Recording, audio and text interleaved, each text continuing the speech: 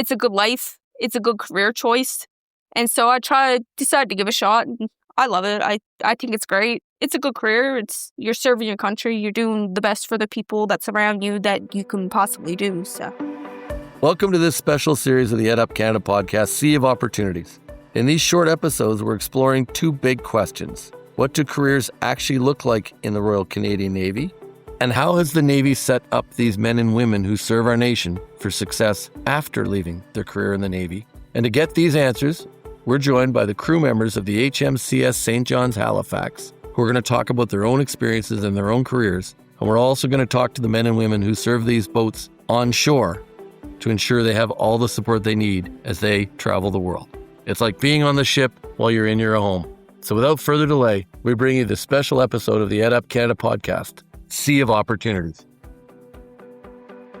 Welcome back to the Sea of Opportunities podcast. I'm Michael Sangster, your host, and we're joined here today by a young lady who has chosen to serve our country, who's chosen to join the Navy aboard the HMCS St. John's now, but I'm going to let her introduce herself with her proper title and her role on board the ship, and then we'll talk a little bit about what that role is. Welcome.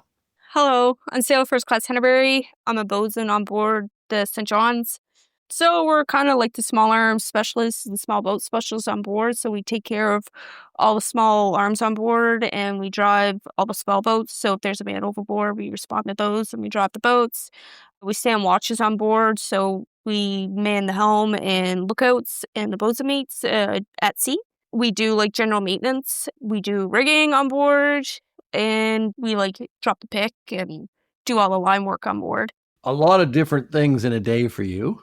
You may have driven me back on the Zodiac. I want to call it a Zodiac, but when we went back to shore, we were dropped. But I'm not sure what the size of the boat was that took us back to shore in Halifax. It was definitely a rib. A rib? For pax transfers, we typically use a rib and not a Zodiac. It had some beef to it, but it wasn't a big boat. No, but it had seats in it, right? Yes, it did. It had a couple of seats, but not a lot. Yeah, that would be a rib. Okay, so it was a journey back, but we had very, very light seas, so it was a nice, easy ride back.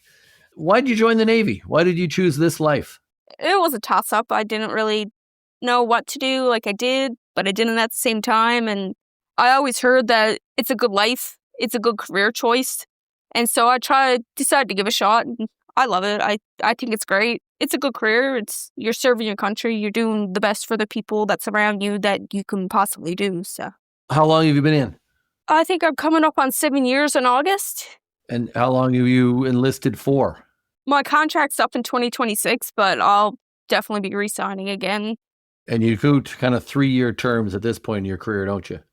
5 years. It's 5, 15, or you could sign up for the rest to make up your 25. So this is your career path you've chosen. You're going to go down this way. You really enjoy it. Yeah, pretty much. If I keep advancing the way that I want to, I'll keep progressing with the career. But if it gets put on its stop hold at some point, I might choose something different. Talk to me a little bit about life on board, what it's like for you on the ship, an average day, the kind of things. You've talked about a whole bunch of different roles yeah. that you have to do, but what's a day look like? It's a 12-hour shift broken in half?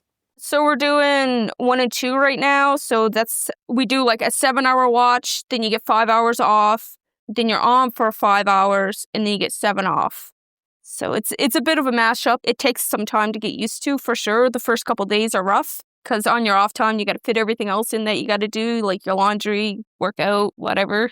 And that 7-hour gap, you got to get your rest, your downtime. The 7 and the 5, because your sleep's very broken up. So you get I don't know, I get roughly 3 hours on my 7 and an hour or 2 on my 5.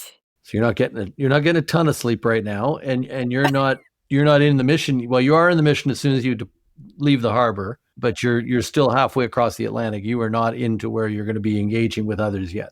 No, but I guess the best thing about 1 and 2 is when you're off, you're off. The bosses don't ask you to do anything unless they absolutely need to. So they typically leave you alone. So if you're off, you're off. That helps. So what would you just say to anybody thinking about joining the Navy? Perfect example, a young lady who might be thinking about joining the Navy. Do you have any advice for them or any thoughts for them on what that looks like? I think I would tell people, make sure you know what you're signing up to. I know, lately we've been getting people coming in that, they come in and then they're like, oh, this is not what I thought it was. It's like, make sure you're doing your research, because at the end of the day, like, it is a job, but you are signing up to serve your country.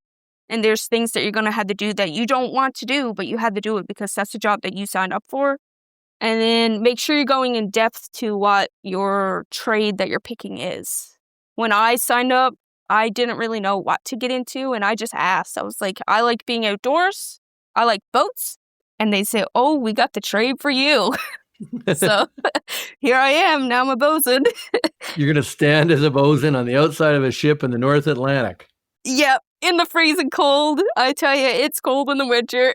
You got to have a chuckle about that. This isn't quite what I signed up for, but it also is what you signed up for, right? Exactly. Is there anybody, before we sign off, is there anybody back home that you want to just deliver a message to, or a thought for Canadians in general about the Navy, so that people get a better understanding what the Navy life is like? But then don't lose that second part. Is there anybody you want to say hello to back home? I'll say hello to my dad and my boyfriend, Brandon.